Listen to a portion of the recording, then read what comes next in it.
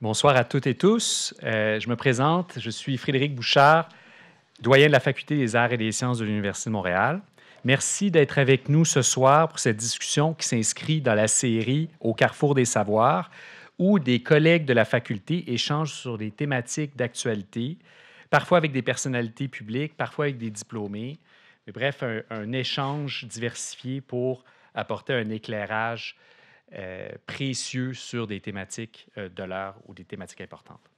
Je mentionne, bon, c'est aussi diffusé, donc nous avons un public, je ne dirais pas virtuel parce qu'il est entier, mais il n'est pas ici dans la salle, dont je veux saluer la participation virtuelle de Julien David Pelletier, commissaire aux personnes en situation d'itinérance à la Ville de Montréal. Merci de votre présence ainsi que celle de tous les participants en ligne ce soir. Je tiens aussi à saluer les personnes qui nous suivent à distance et en présence aux autres événements de la série Carrefour.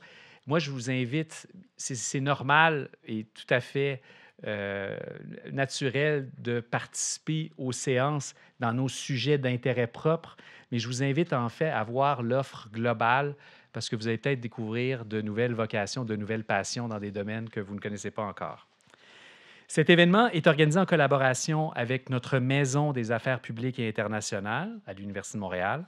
La mission de la Maison est de contribuer aux différents débats et d'alimenter la réflexion autour des enjeux d'actualité économique, sociale, politique et internationale afin de fournir de meilleures connaissances et de trouver des solutions pour répondre aux défis d'aujourd'hui et de demain. Au cours de la discussion de ce soir, qui portera sur la gouvernance en itinérance, nous tenterons d'apporter certains éléments de réponse à des questions comme quels obstacles observons-nous aujourd'hui dans la gouvernance en itinérance et quelles en sont les conséquences sur la lutte contre l'itinérance? Comment mieux arrimer les logiques de financement et d'intervention des différents paliers de gouvernement? Comment mieux intervenir en amont auprès des personnes vulnérables? Je rappelle, j'ai dit que nous apporterions les réponses à ces questions. Tout à fait. Pas de pression, pas de pression. Mais en fait, on a les personnes tout à fait appropriées pour nous apporter des éléments de réponse ou du moins des questions qui nous permettent de progresser sur la question. Nous avons le privilège de recevoir Cécile Arbeau, directrice générale de l'organisme Dans la rue, qui vient en aide aux jeunes en situation ou à risque d'itinérance. Très impliquée dans la prévention de l'itinérance jeunesse, elle a été à l'initiative de la création de la coalition Jeunes Plus, un ralliement québécois dont l'objectif ultime est la prévention de l'itinérance et le respect des droits des jeunes. Madame Arbeau est également membre du conseil d'administration de deux organisations canadiennes, la coalition Vers un chez soi, ainsi que le réseau Changer de direction. Enfin, elle co-dirige le groupe de travail jeunesse au sein du collectif québécois pour prévenir l'itinérance. Merci beaucoup, Madame Arbeau. Merci d'avoir accepté l'invitation. Merci de l'invitation. Franchement, merci pour votre travail au quotidien. Nous en bénéficions tous. À ses côtés se trouve Dr Mylène Drouin, médecin spécialiste en santé publique et médecine préventive. Nommée directrice régionale de santé publique de Montréal depuis 2018, elle a occupé différentes fonctions au sein de cette direction au cours des 10 dernières années. Dr Drouin a ainsi pu perfectionner ses compétences en préparation et gestion des situations d'urgence majeures en coordonnant le déploiement des opérations lors de plusieurs urgences majeures de santé publique, telles que les inondations au printemps 2017, la canicule de l'été 2018 et, plus récemment, la gestion de la pandémie COVID-19. Bienvenue parmi nous, Dr Drouin. Puis j'en profite à titre citoyen pour vous remercier énormément, pas juste pour votre travail, mais le travail de toute votre équipe pour assurer notre bien-être. Merci beaucoup. J'ai aussi le plaisir de vous présenter Elisabeth Gressler, professeure agrégée à l'École de travail social de notre faculté. Madame Gressler est membre du Centre de recherche de Montréal sur les inégalités sociales et les discriminations, ainsi que de la chaire réseau sur la jeunesse du Québec. Ses travaux portent sur la participation et l'engagement des jeunes dits en difficulté, la lutte à la pauvreté et à l'itinérance, la défense collective des droits et les pratiques d'intervention collective. Merci beaucoup, Elisabeth, d'avoir accepté de participer à cet échange. À ses côtés se trouve Véronique Yvon, professeure invitée au département de sciences politiques, ex-députée et ministre déléguée aux services sociaux et à la protection de la jeunesse, Elle a élaboré la première politique nationale de lutte contre l'itinérance, un enjeu qui n'a cessé de retenir son attention depuis, et en fait qui, dès le départ, était une des motivations de se joindre à nous pour participer aux activités à l'Université de Montréal. D'ailleurs, comme chercheuse praticienne en résidence à la Maison des affaires publiques internationales, elle continue de s'y intéresser. Ainsi, en collaboration avec les milieux de pratique, elle travaille à l'émergence de solutions qui pourraient servir de base à des politiques publiques, favorisant une meilleure gouvernance des multiples décideurs impliqués et une meilleure coordination des décisions et politiques visant la prévention et l'accompagnement des personnes en situation d'itinérance ou à risque de le devenir. Merci encore, Véronique, d'enrichir nos activités au quotidien à la Faculté des arts et des sciences. Et enfin, même si je pense que ce n'est pas nécessaire ou n'est plus nécessaire de vous la présenter, car vous la connaissez déjà très certainement, j'ai l'immense plaisir de vous présenter Chantal Srivastava, journaliste scientifique invitée à la Faculté des arts et des sciences, qui animera une fois de plus nos échanges, mais qui par ailleurs, Chantal nous aide et nous assiste pour un ensemble d'initiatives en vue de tisser des liens plus forts entre la science et la société. Au fil d'un parcours de plus de 35 ans dans le domaine des médias, Chantal Srivastava a vu son travail récompensé par des prix nationaux et internationaux, tant à la radio qu'à la presse écrite. Sa carrière journalistique l'a menée à couvrir des thématiques variées, actualité, sciences, santé, environnement, économie, consommation, etc. Connue notamment à titre, là c'est ici le privilège d'être doyen, des fois on fait des choses de fan. Moi j'étais un fan d'elle comme journaliste aux années-lumière de Radio-Canada de 1999 à 2024. Son talent pour la vulgarisation scientifique n'est plus à prouver. Elle collabore désormais au magazine L'Actualité, pour lequel elle signe la chronique Science. Alors, merci encore Chantal, merci aux panélistes et merci à vous toutes et tous pour vous intéresser à ces enjeux et aussi de nourrir la réflexion suite aux échanges avec vos questions ou vos commentaires. Et sur ce, je vous souhaite une très bonne soirée et une bonne discussion. Merci beaucoup. Merci beaucoup, Monsieur le doyen, pour ces présentations, cette mise en bouche. Je dis mise en bouche, mais je pense qu'il y a des gens qui, ce soir, n'auront peut-être pas à manger, fait que ça me tord un petit peu de le présenter comme ça. Dans 50 minutes, la nouvelle mairesse de Montréal, Soraya Martinez-Ferrada, va être assermentée avec les nouveaux élus. Puis je voyais cette semaine, peut-être que certains d'entre vous ont vu cet élément-là où elle réclamait davantage de pouvoir pour lutter contre l'itinérance. Elle a fait ça sa priorité, puis je me disais... Wow! On tombe donc bien avec ce panel-là ce soir. Alors, merci d'être là. Puis, je suis toujours privilégiée de voir, d'être au cœur de ce carrefour où on échange avec des experts, des expertes dans ce cas-ci ce soir.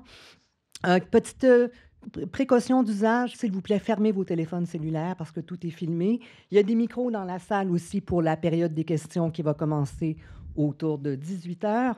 Mais donc, trêve de logistique, on va plonger dans le vif du sujet.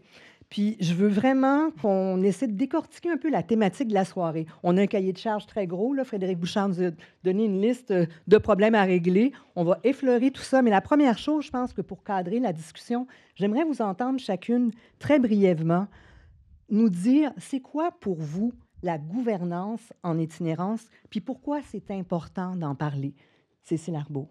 Ah, c'est moi qui commence. Mm-hmm. La gouvernance pour un organisme communautaire comme dans la rue, c'est tout ce qui va permettre en fait aux institutions et aux organismes communautaires de se regrouper pour trouver des solutions et puis mettre en œuvre des plans d'action. C'est vraiment important.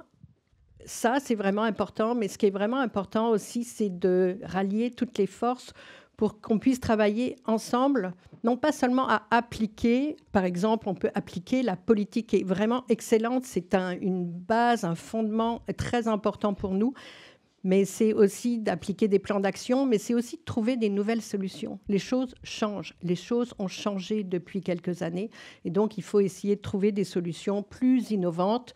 Moi, ça va être mon dada, je vais en parler plusieurs fois, mais c'est vraiment d'aller en prévention. Ce que j'entends, là, c'est qu'il faut savoir se revirer sur un dixaine, comme on dit dans la langue de Molière. Il faut s'adapter aux situations pour passer en mode solution. Oui, mais l'itinérance, c'est quand même une question extrêmement complexe, une fois Évidemment. qu'elle est installée, et aussi en prévention. Donc, on ne peut pas se revirer sur un dixaine. Ça prend beaucoup de choses, ça prend des consultations, ça prend du travail avec les personnes concernées, ça prend de réfléchir vraiment fondamentalement aux causes systémiques, puis à la façon de travailler. Mylène Drouin, donc, pour vous, c'est quoi la gouvernance en itinérance, puis pourquoi c'est important qu'on en parle ici ce soir? Mais je vais commencer par pourquoi c'est important. Bien, on le dit, c'est une problématique complexe, donc la gouvernance prend encore plus d'importance. La gouvernance, pour moi, c'est cette capacité-là qu'on a collectivement à orchestrer les leviers d'action, les acteurs et évidemment l'action du niveau national, provincial, régional, jusque sur le terrain, pour être capable de poser les bonnes actions au bon moment, en réponse à des besoins qu'on comprend. Et l'importance que j'y vois aussi, c'est derrière toute la complexité, c'est de regarder cette gouvernance-là à travers un continuum d'intervention. Puis actuellement, on le regarde beaucoup parce qu'on est face à une crise qui nous rend désemparés, ou du moins, on cherche des solutions rapides. L'hiver arrive, donc on est beaucoup dans les hébergements, la réaffiliation, évidemment, de ces gens-là, les soins et services de santé mentale, mais comment aussi, à l'intérieur de cette gouvernance-là, en deux temps, on doit aussi s'attaquer aux causes fondamentales, aux mesures structurantes liées au logement, mais aussi à comprendre ces points de bascule. Donc, pour moi, c'est vraiment cette capacité d'orchestrer tous les acteurs pour mettre ensemble les leviers puis les actionner au bon moment. Élisabeth Gressler, pour vous, donc, pourquoi c'est important? Puis c'est quoi comme bibite? C'est un objet de recherche pour vous? Pourquoi c'est important? Oui, c'est une bibite. On peut appeler ça comme ça. Mais moi, je reviendrais même un petit peu au-dessus de tout ça. C'est aussi la manière dont on définit l'itinérance, la manière dont on définit le phénomène, la manière dont on décide que c'est un problème social, pour qui, pourquoi, comment les réponses qui sont à valoriser. Est-ce qu'on met le focus sur le logement? Est-ce qu'on met le focus sur le revenu? Est-ce qu'on met le focus sur la santé? Bon, etc., etc. Cécile l'a dit, c'est aussi une question du coup de place des expertises et des expériences dans cette définition-là. Et quand on s'intéresse à l'itinérance et à la gouvernance, c'est d'abord une forme de miroir critique, je trouve, sur la société, sur les limites de nos systèmes de protection et de nos cadres institutionnels qui sont faillibles et qui laissent de côté un certain nombre de personnes. Donc, c'est une mise à l'épreuve aussi de nos valeurs collectives de solidarité, quelque part. Et donc, moi, c'est un sujet qui m'intéresse, et puis personnellement, qui m'intéressait même, d'ailleurs, qui a fait en sorte que je veuille devenir travailleuse sociale. Et donc, oui, c'est un sujet de recherche au fil du temps, mais ça n'a pas toujours été mon premier sujet de recherche. Ça l'est devenu à force de l'intérêt pour les trajectoires des personnes et des nœuds dans ces trajectoires-là. On pourra y revenir. Ouais, c'est vrai que c'est un thème polarisant, qui laisse personne indifférent. Véronique Yvon, pour vous, gouvernance, vous qui avez été dans un gouvernement comme ministre, gouvernance en termes d'itinérance, de prévention, d'intervention, on parle de quoi? Puis pourquoi c'est important d'en parler, surtout? Ben, la gouvernance, hein, c'est simple et c'est complexe à la fois. C'est simple comme concept parce que si on se réfère à une organisation, ça va être son équipe de direction puis son conseil d'administration. C'est un petit peu plus complexe que ça en itinérance parce que, comme Mylène le disait, tous les paliers de gouvernement sont impliqués, mais vraiment avec des responsabilités très différentes.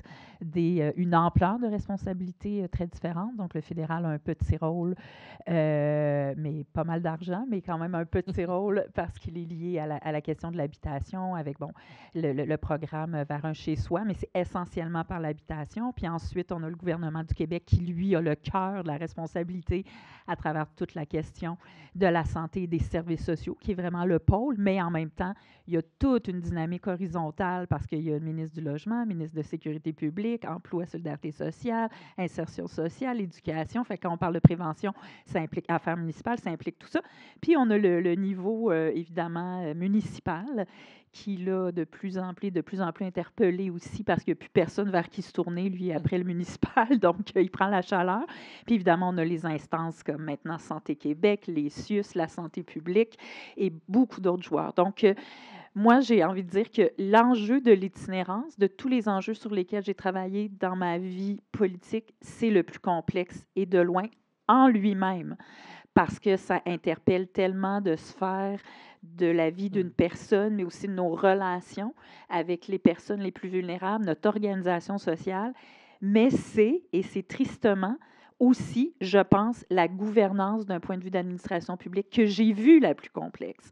Donc, ça fait une tempête parfaite et c'est pour ça que je pense que c'est si important, même si ça peut avoir l'air technique de parler de gouvernance, mais c'est parce que cette espèce de masse informe de tous les niveaux qui s'imbriquent a un impact direct sur l'efficacité des services, qu'on aille de la prévention jusqu'à l'action la plus urgente possible.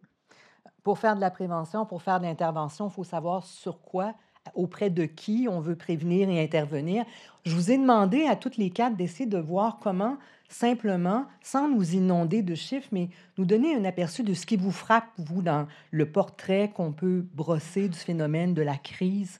Madame Drouin, je pense que je vais me tourner vers vous parce que vous avez pris le temps de nous préparer quelques données qui vont donner donc Oui, matière à discussion. Ça va être affiché. Oui. Puis vous avez aussi le code barre là, qui vous permet d'aller chercher. On a publié 7 portraits là, qui datent vraiment de 2022. Donc, on a déjà un dernier dénombrement en 2025 qui est probable, qui va arriver dans la prochaine année.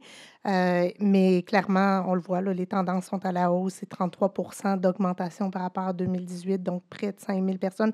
Ici, c'est des données montréalaises.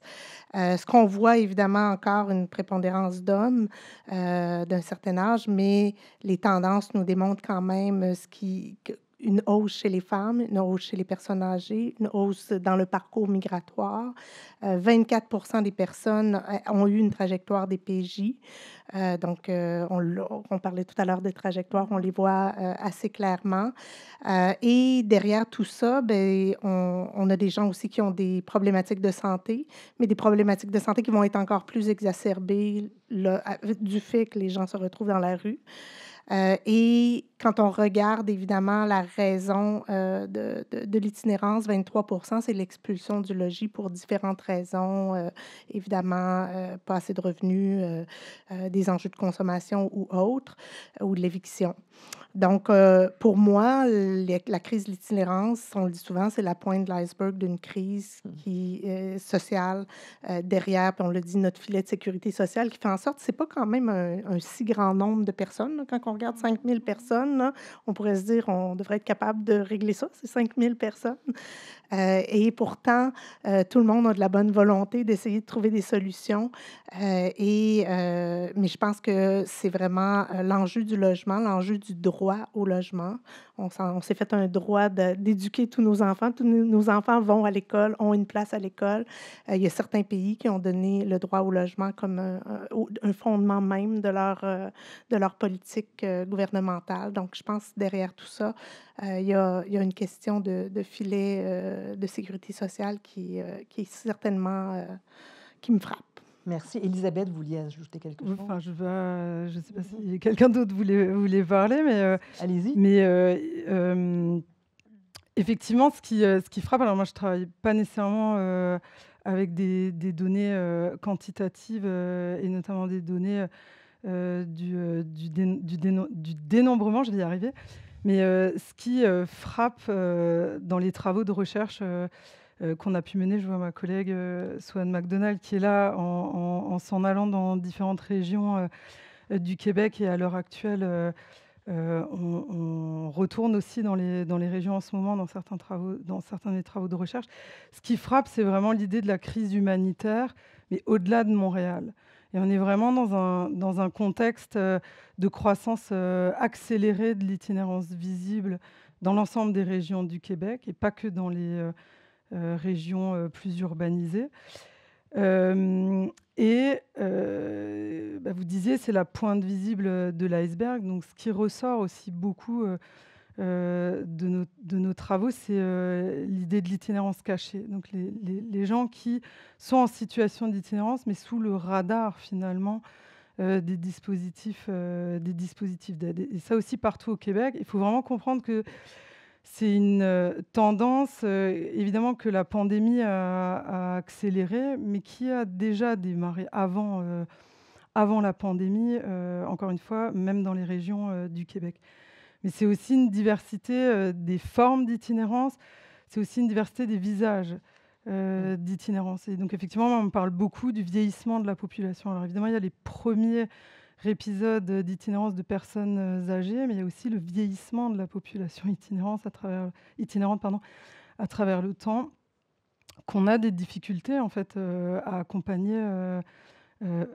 Pardon, je perds ma voix, à l'heure actuelle. Donc il y a vraiment un contexte socio-économique Au-delà de la métropole. Au-delà de la généralisé. métropole, la crise du logement, elle n'est pas montréalaise, elle est québécoise, elle ne date pas d'aujourd'hui, elle date d'hier. Ouais. Donc, évidemment, il y a ces éléments-là. Vous avez parlé d'éviction, c'est vraiment un sujet, c'est même parfois un angle mort, je dirais, en recherche quand on étudie les trajectoires. Puis une autre chose qui m'a beaucoup frappée, on ne m'a jamais autant parlé du phénomène d'écart de richesse. Alors ça, ce n'est pas nécessairement quelque chose de nouveau, mais c'est vraiment quelque chose qui ressort quand on se promène dans les régions, regarder un petit peu ce qui se passe. Véronique, Cécile, vous avez des éléments sur le portrait du phénomène où on plonge tout de suite dans les obstacles dans la lutte et leurs conséquences, parce que je pense que c'est ça l'éléphant dans la pièce. Vous l'avez évoqué, Véronique. On a commencé à les identifier. J'ai entendu un mot, orchestre, chef d'orchestre. Comment on fait pour orchestrer tout ça? Qui veut voir donc les obstacles qu'on a? On commence à les identifier, on le sait, mais qu'est-ce qu'on fait une fois qu'on a vu l'éléphant? On sait qu'il y a 2 oreilles, une trompe, une queue, mais là, il faut le sortir de la pièce pour faire rentrer passer en mode solution. On fait ça comment? Mais moi, je pense qu'il faut qu'on soit obsédé par un mot qui est, encore une fois, pas très sexy, là, mais par la coordination, puis la cohésion, puis de se focusser sur les personnes elles-mêmes et non pas tous les niveaux de gouvernance et tous les processus. Donc, ça a l'air d'un beau vœu pieux, mais je pense qu'on n'est pas encore aux solutions, même si le mandat nous a été donné de régler la crise de l'itinérance ce soir, mais, par Frédéric.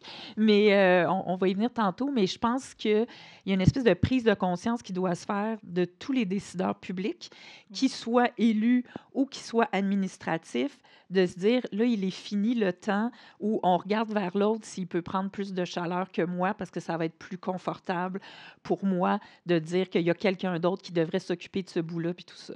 Moi, je suis convaincue que la crise, elle est le résultat de plusieurs crises, et parce qu'on marche tellement en silo dans nos gouvernements, de manière, je dirais, horizontale, dans un même gouvernement, OK? Parce que ça, c'est fascinant. Si vous agissiez dans un gouvernement, vous verriez à quel point on a besoin, même à l'intérieur d'un gouvernement, de mécanismes de coordination, parce que les différents ministères ne se parlent pas, puis pour le commun des mortels, tu te dis, mais non, vous faites partie du même Conseil des ministres, comment ça que? Nous, juste pour vous donner un exemple, quand on a fait la politique nationale de lutte à l'itinérance, on a vraiment créé un comité de coordination. Tous les ministres qui avaient une petite part du puzzle de l'itinérance devaient s'asseoir ensemble parce que c'était trop important, mais juste ça, c'est complexe. Fait que là, tu as le niveau des fonctionnaires, tu as le niveau des professionnels, enfin bref. Fait qu'il y a cette complexité, puis il y a la complexité verticale dont on parlait tout à l'heure. Mais là, je pense qu'on est à un moment où on devrait être un petit peu moins dans qui est responsable précisément. C'est important, là, le partage des compétences. Je suis la dernière qui va remettre ça aux oubliettes. Mais ce que je veux dire, c'est que dans le quotidien, on doit partir de la réalité de la personne et amener les services vers la personne, puis amener les processus vers ce qui va être plus simple pour la personne, plutôt que d'essayer de tomber dans les cases des processus. Fait qu'on pourrait y revenir, mais dans la politique en itinérance, le premier facteur de réussite pour la politique qui était identifié comme la coordination. Fait que ça peut avoir l'air vraiment technique, mais c'est un peu décourageant de voir que toutes ces années plus tard, même si tout le monde dit « Ah, la politique est encore 2014, super, c'est ça, hein? exact, Ouais. qu'on est dans des enjeux de coordination qui m'apparaissent encore plus grands. Puis je pense qu'on tolérerait ça dans aucun autre domaine, mais c'est parce que les personnes en situation d'itinérance sont pas celles qui ont le plus d'énergie et de moyens pour acheter des lobbyistes. Pas acheter, mais s'acheter les Se faire services entendre. ou aller faire des manifs. Ils ont comme d'autres urgences à régler, mais jamais on tolérerait ça dans plein d'autres domaines.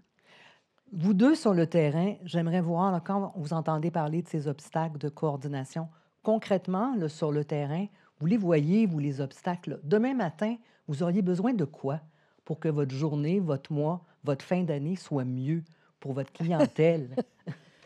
Il y a le financement, L'argent, ça, c'est oui. sûr, mais on va toujours le dire. Il y a la rapidité, hein, parce que c'est lent, c'est dernière minute. Là, cette année, on a fait des demandes pour des mesures hivernales. On nous a demandé de déposer des projets fin août. Waouh! L'année dernière, je pense que c'était genre, on avait le droit jusqu'au 30 décembre. Un problème. Et puis, on a la réponse février pour quelque chose qui va finir fin mars. Donc, c'est du rétroactif. Donc, c'est un peu bizarre de prévoir. C'est difficile de prévoir.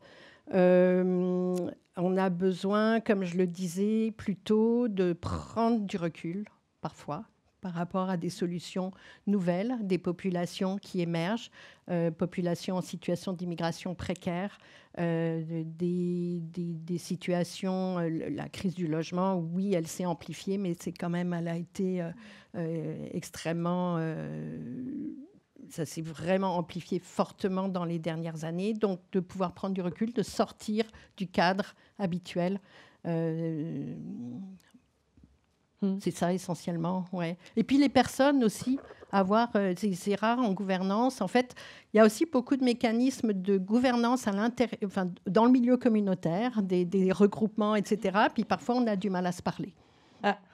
Donc, la coordination passe par là aussi à tous les niveaux. Madame Drouin?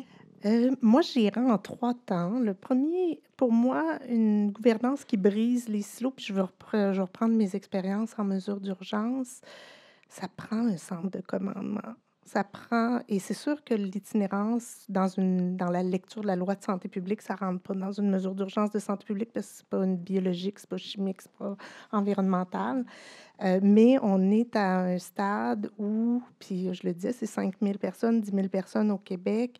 La complexité de ce phénomène-là nécessite qu'on ait probablement une structure qui nous permet rapidement, avec agilité, de ramener des enjeux, de dire « Hey, on peut-tu décloisonner l'accès aux données pour nous permettre de faire un réel diagnostic de ce qui se passe sur le terrain? » Le SPVM a ses données, la santé a ses données, la ville a ses données, les communautaires ont ses données, mais on n'est pas capable de mettre ça ensemble de manière agile pour savoir où intervenir.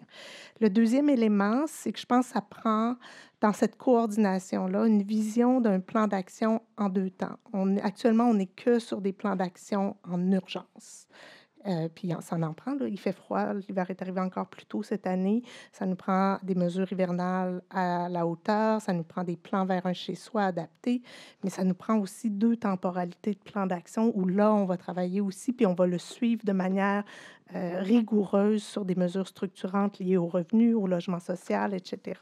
Et s'assurer qu'on coordonne, par exemple, les places disponibles pour soutenir le loyer.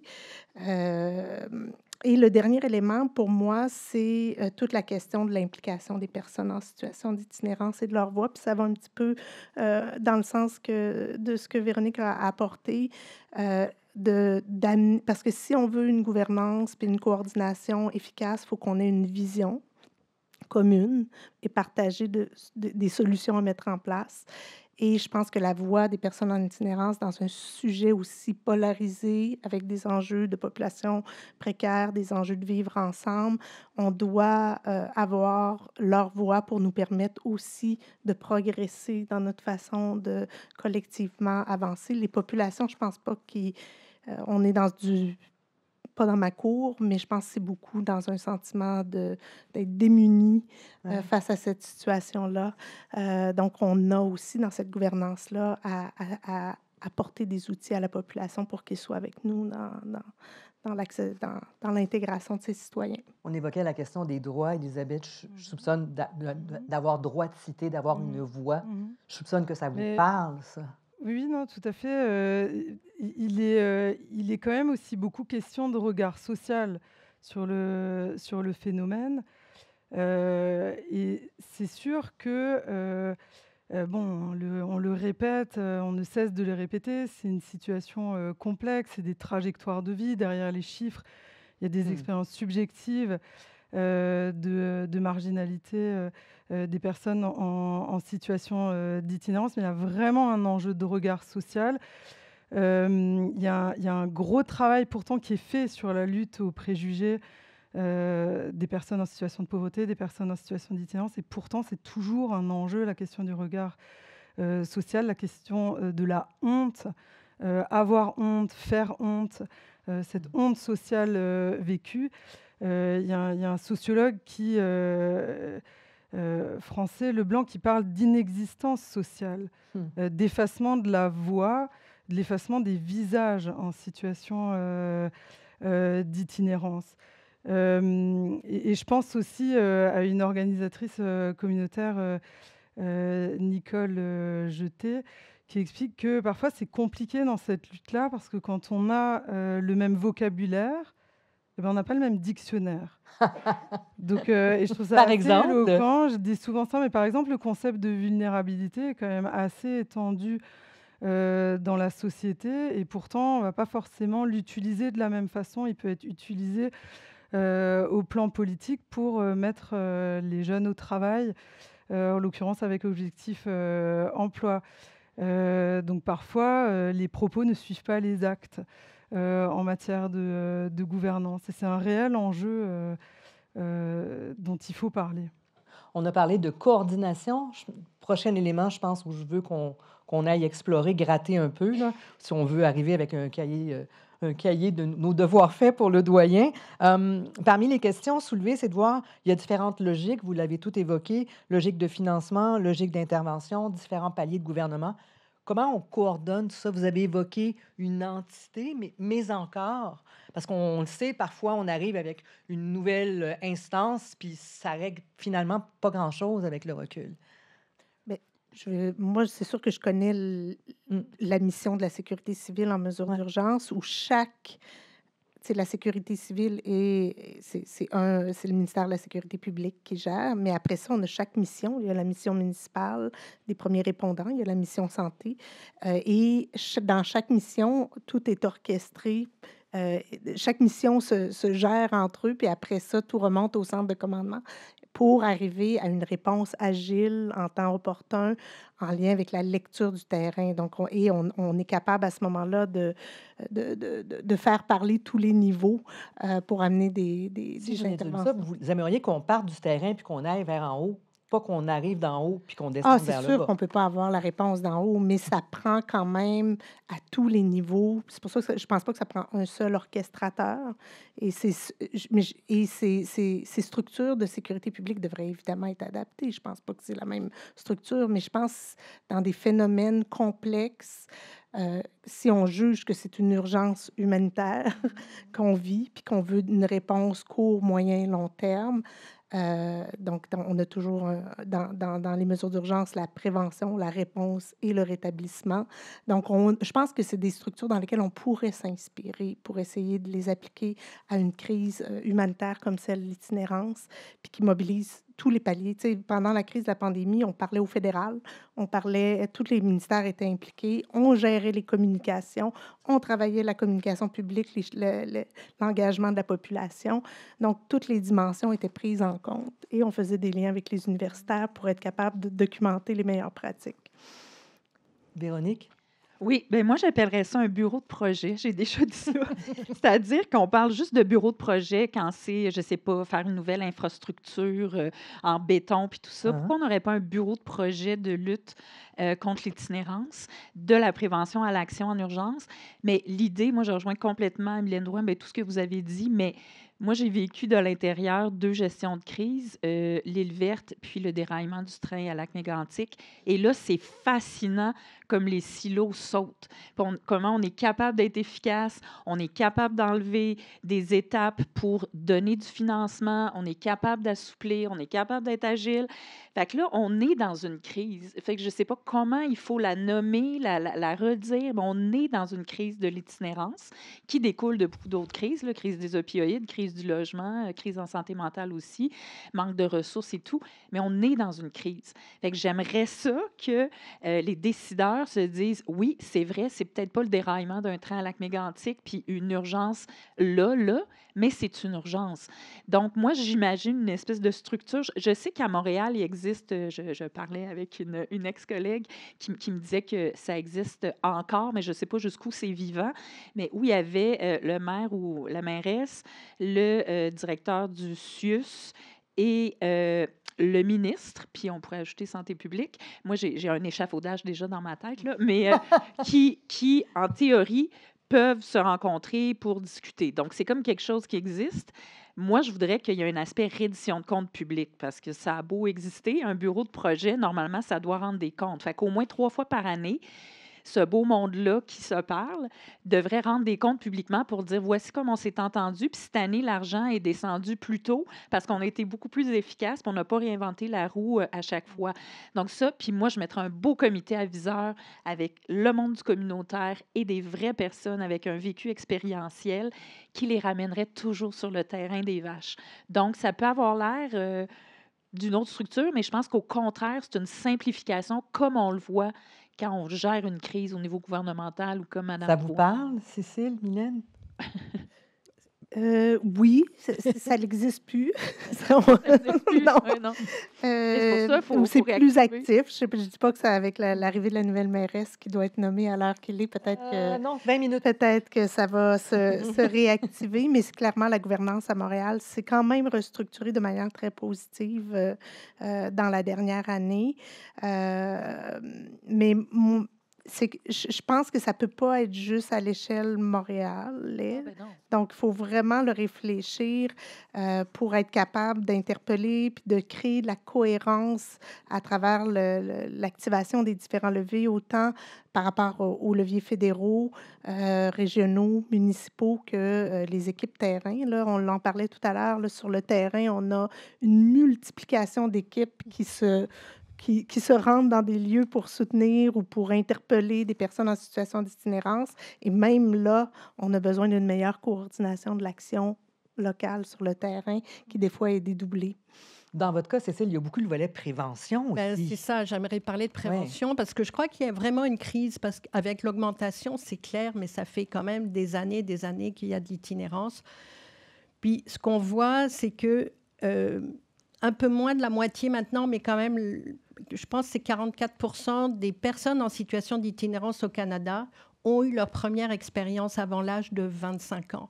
Ça veut dire que si on gère, si on aborde l'itinérance des jeunes, ben là, on supprime déjà énormément d'itinérance. Vous avez dit, il y a 24% à Montréal de personnes en situation d'itinérance qui sont passées par la DPJ, la Direction de la protection de la jeunesse.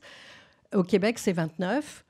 Donc, c'est vraiment important de penser à ça parce que je crois qu'il y a une crise, oui, mais il y a un phénomène sous-jacent. Puis ça, ce n'est pas lié aux évictions, à la crise du logement, c'est lié à des phénomènes beaucoup plus systémiques, beaucoup plus en amont. Il y a la protection de la jeunesse qui est un gros vecteur d'itinérance, on va dire, mais il n'y a pas que ça. Il y a beaucoup de désaffiliations. La désaffiliation étant, on brise le lien filial?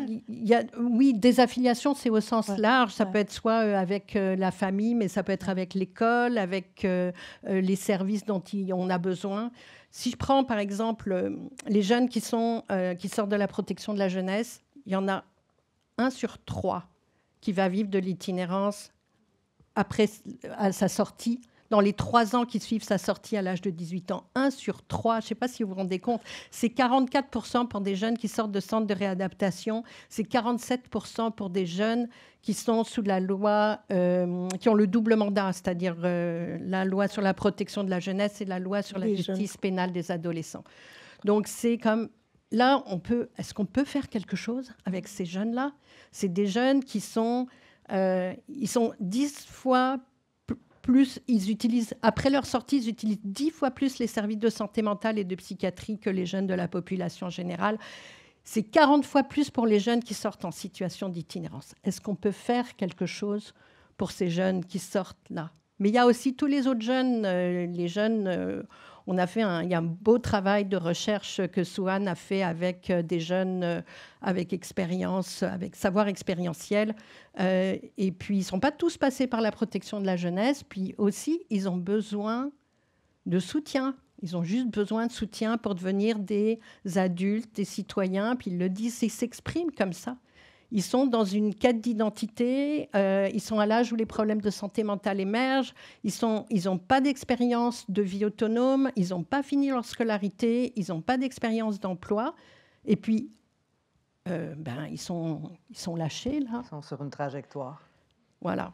Plongeons dans le monde idéal, peut-être, ou en tout cas le monde des moyens, les moyens qu'on peut déployer pour mieux prévenir, pour mieux intervenir. Est-ce qu'on évoquait le secteur municipal, il y a des nouvelles administrations qui arrivent en poste ces temps-ci. Est-ce qu'ils pourraient jouer davantage, se concerter pour jouer un rôle accru, modifier un peu le rapport de force, question de rapatrier certains pouvoirs? Est-ce que la recherche peut faire quelque chose? Est-ce que les communautés elles-mêmes peuvent avoir davantage droit de citer? Quels sont les moyens qu'on peut se donner pour mieux prévenir, pour mieux intervenir, tout en tenant compte de tous ces enjeux liés à la gouvernance de l'itinérance?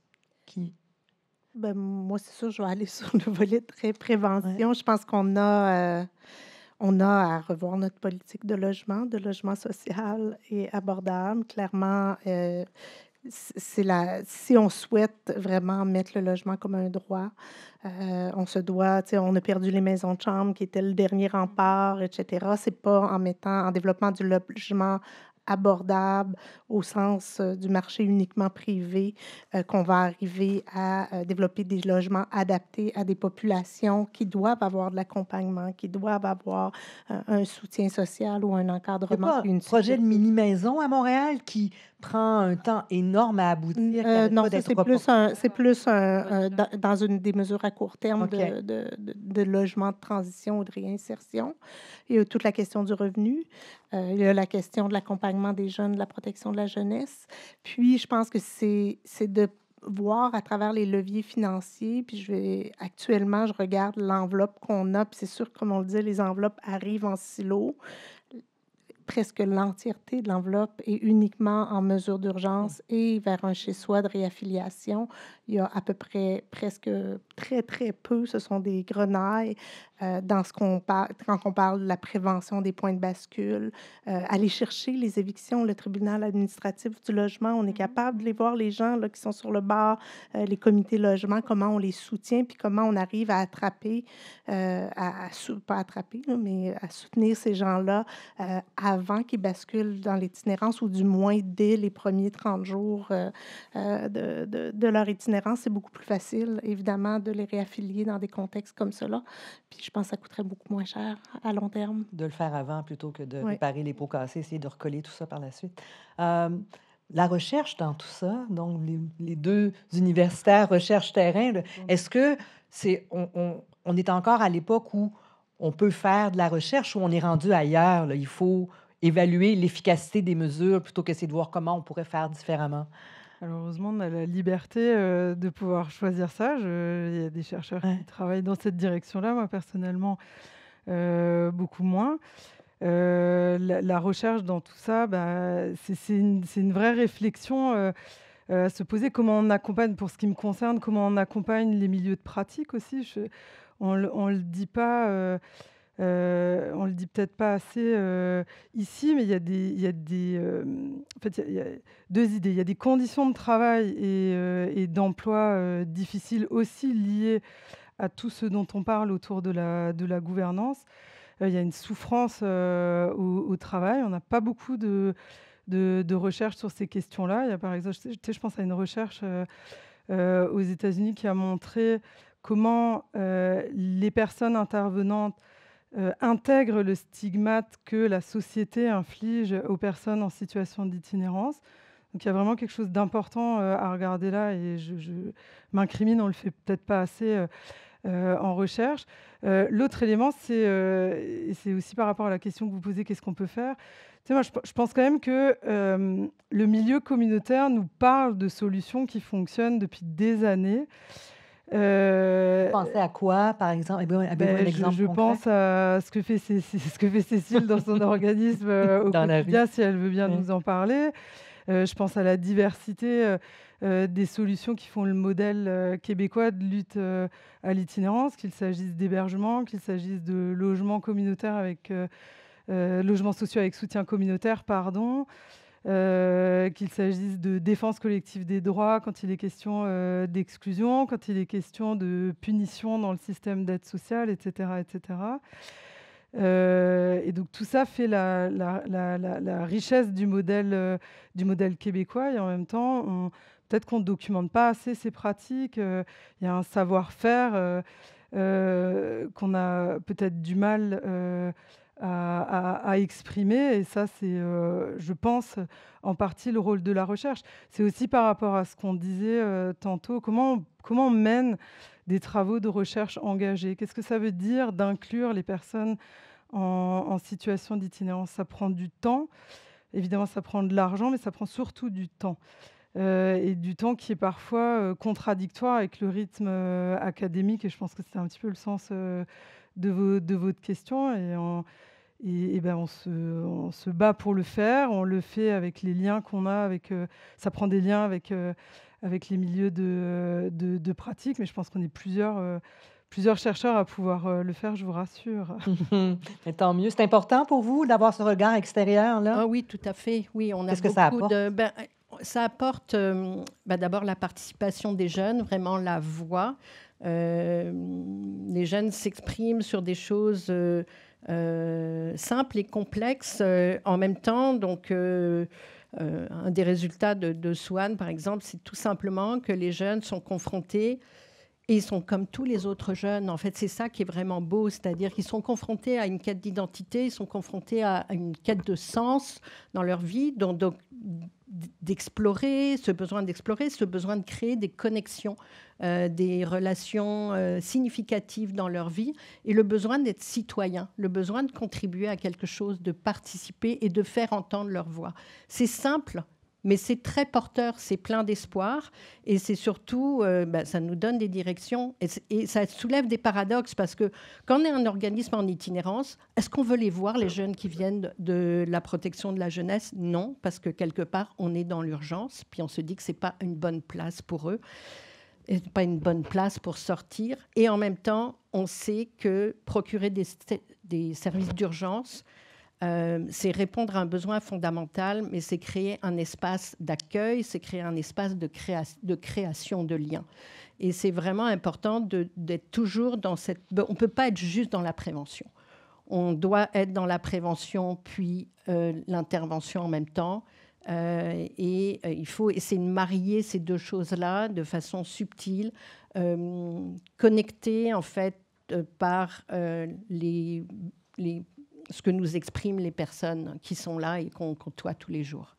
Est-ce qu'il y a des modèles à cet égard-là qui vous inspirent, vous quatre, là, ici ou ailleurs, des initiatives minuscules de petits organismes dont personne n'a entendu parler, puis vous dites, ah, si on semait cette graine-là, peut-être qu'on arriverait à quelque chose, ou des politiques d'État, de municipalité, il y a des modèles d'hébergement d'urgence, d'accès à des services de base comme l'eau, pouvoir se laver. Est-ce qu'il y a des modèles, des initiatives comme ça qui vous parlent ou que vous jugez plus urgentes que d'autres?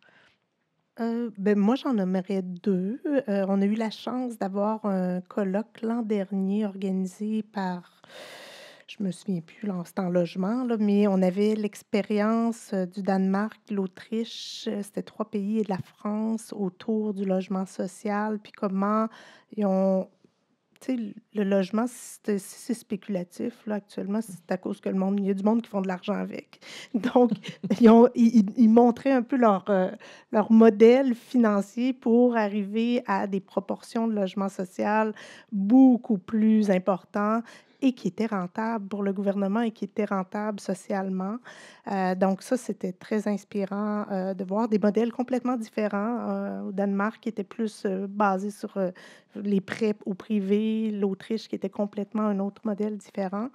Dans Et les infrastructures? oui, dans comment on arrive comme société à passer actuellement, mettons qu'on est à 5 de logement social, à 20-30 qui nous permet aussi de mettre des logements avec du soutien communautaire et toutes des mesures pour les populations les plus vulnérables. Fait que moi, ça, je trouve ça très inspirant. Puis il y a certains, pour le volet plus des modèles d'accès aux services, par exemple à l'eau, aux toilettes et tout ce qui est douche, salle de lavage. Il y a quand même quelques villes canadiennes où l'an dernier, j'ai eu la chance d'aller en Alberta qui vivait une crise de shigellose chez les populations itinérantes, donc une maladie une infection gastro-intestinale, donc il y avait une grosse éclosion.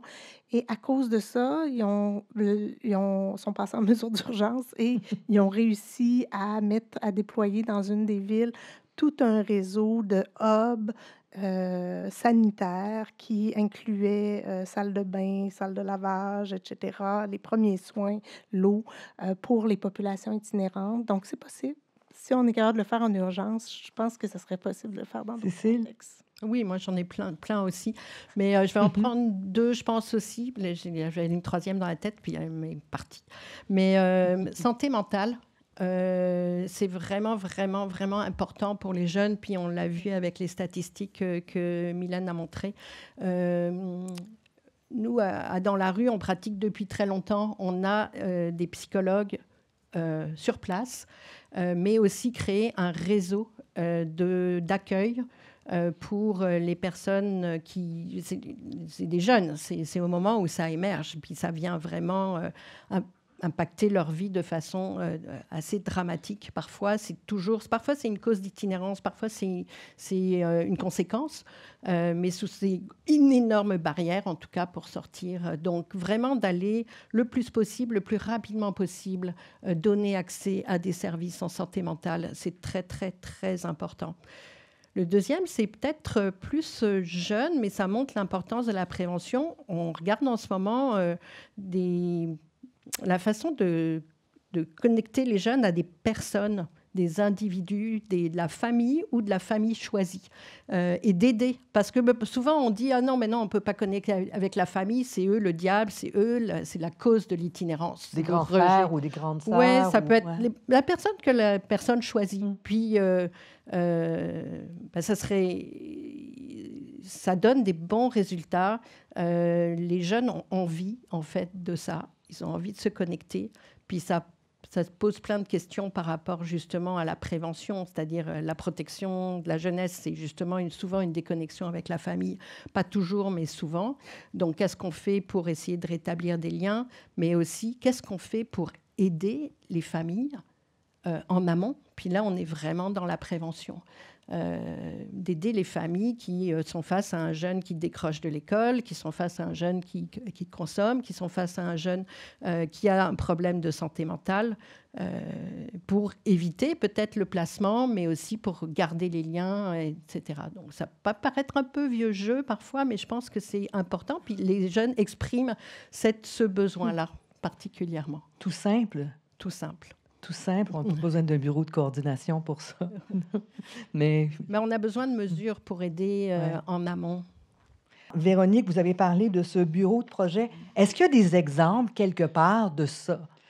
Bien, pas comme je l'entrevois, parce qu'il faut être conscient qu'on est dans notre contexte à nous, donc fédéral, donc fédératif, avec un partage de pouvoir, ce qui n'est pas du tout le cas partout.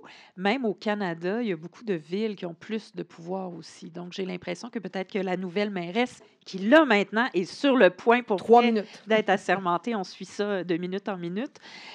Donc, quand elle dit qu'elle elle voudrait avoir plus de pouvoir. Je pense qu'en fait, c'est qu'elle voudrait peut-être un peu plus de flexibilité. Par exemple, essentiellement, quand elle travaille avec ses équipes d'intervention, elle travaille sur la cohabitation. Donc, elle va voir s'il y a eu des plaintes, si, par exemple, on se plaint dans un quartier de quelque chose. Elle peut faire plus que ça, mais il y a même eu un rapport du vérificateur général qui est venu dire, attention, la Ville ne peut pas s'embarquer dans l'intervention. Donc, tu crées un lien avec quelqu'un, mais tu ne peux pas aller jusqu'à l'intervention, puis après, tu veux une place C'est pour quoi, la c'est personne. constitutionnel qui fait en Oui, sorte? oui, tout à Hein? fait, parce OK. que ça relève de santé et services sociaux. Ouais. Donc, je pense qu'elle, ça serait intéressant de voir jusqu'où il peut avoir plus de flexibilité, parce que ça, il y a des endroits où les municipalités ont plus de pouvoir. Puis je ne parle pas juste de Montréal, je parle parce qu'avec le phénomène qui est grandissant partout au Québec, que ce soit à Québec, mais aussi à Saint-Jérôme, à Joliette, je peux vous en parler. Donc, c'est un réel enjeu. Ça fait que ça, je pense qu'il y a quelque chose à regarder là, au-delà du bureau de projet. J'y crois quand même beaucoup, beaucoup au bureau de projet avec les grands décideurs qui doivent rendre des comptes là, pour dire comment ça que ça n'a pas encore abouti puis que vous vous chicanez encore sur l'argent. Tout ça. Moi, je pense que ça serait vraiment intéressant qu'on puisse leur poser des questions sur tout ça. Mais je referme la parenthèse, il y a des choses très dans le quotidien avec ça. Mais je trouve que sa jumelle aussi, Valérie Plante, elle disait qu'elle voulait son Top Gun en itinérance aussi au niveau du gouvernement. Je pense qu'il faut les deux. C'est-à-dire qu'il faut une multiplication de Top Gun puis que tout le monde accepte de prendre la chaleur parce que c'est un petit peu ça l'enjeu dans les élus, là, c'est que souvent, si tu acceptes de prendre la chaleur, ben, c'est toi qui vas avoir les questions, c'est toi qui vas avoir la tête sur le bio, c'est toi qui risques de sauter. Mais s'il y avait cette espèce de synergie-là où tout le monde sauterait, où tout le monde irait en même temps dans la fosse, je pense qu'il y a quelque chose, pour avoir vécu ça de l'intérieur, je pense qu'il y a quelque chose là.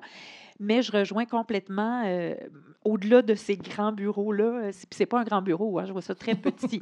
Je vois ça très, très petit, justement, comme quand on gère une crise au niveau du gouvernement. Là, tout le monde est dans une salle, puis ça y va, puis c'est flexible.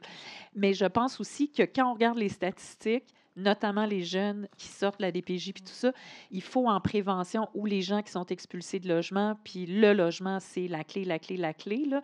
C'est la clé de tout. Ça devrait être l'obsession de tous les instants, puis avec l'accompagnement.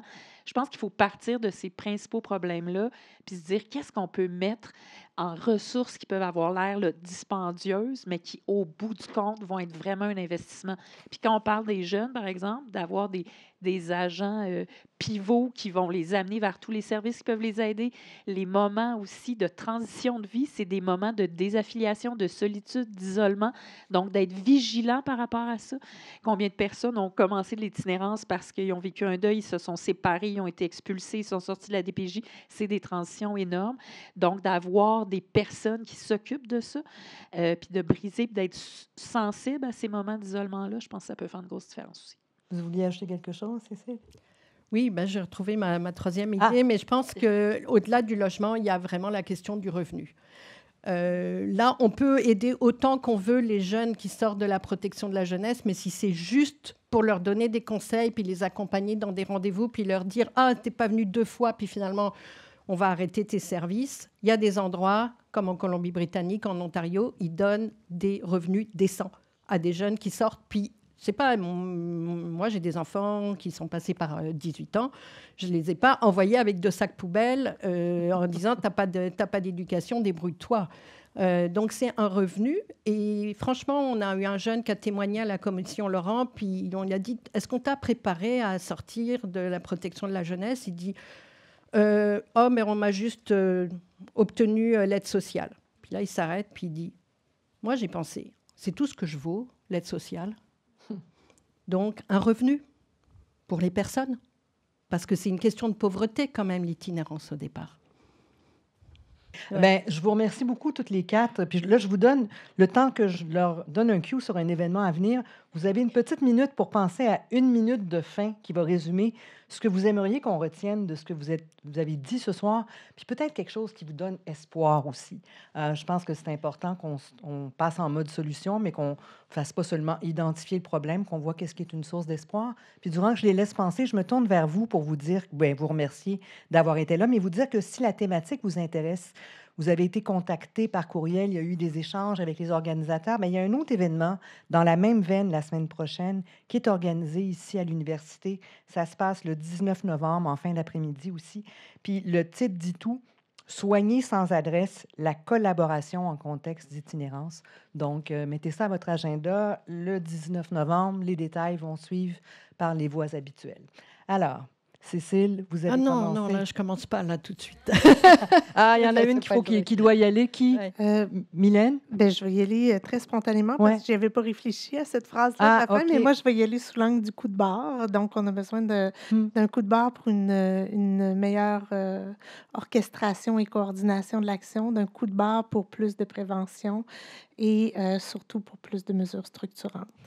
Merci, À long merci d'avoir été là. Et merci de garder le phare pour tout ça aussi. Ben, moi, Vas-y. moi, je dirais qu'il y a quelque chose de positif, c'est qu'il y a 10 ans, on parlait jamais autant d'itinérance. Là, vous allez me dire, c'est parce que la situation s'aggrave peut-être, mais je pense que ça, c'est en train d'ouvrir beaucoup de yeux de beaucoup de gens.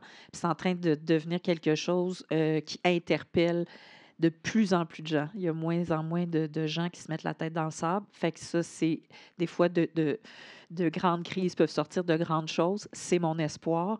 Puis je pense que il faut pas minimiser l'importance que les gens travaillent ensemble. Donc oui, comme citoyens qui sont en situation d'itinérance ou non, qu'on soit capable de travailler ensemble, mais décideurs qu'on soit capable de travailler ensemble. Puis je veux juste vous le dire, parce que l'Office de consultation publique de Montréal a été frappé par ça. Lui devait faire une consultation sur la cohabitation sociale. Puis la première chose qu'il dit dans le résumé de son rapport, c'est qu'on a constaté un déficit majeur en ce qui concerne le plan de la gouvernance en matière de lutte à l'itinérance. Une gouvernance défaillante a comme conséquence de limiter la capacité d'intervention, d'entraîner une gestion inefficace des ressources et de provoquer un désengagement et un épuisement professionnel dans la lutte contre l'itinérance. Fait que je veux juste le dire, quand on parle de ça, ça peut avoir l'air ésotérique. C'est pas ésotérique. C'est fondamental que l'argent qui est mis soit le plus efficacement dépensé possible puis que les gens travaillent ensemble pour que ça donne les résultats les plus probants possibles. Merci. Élisabeth?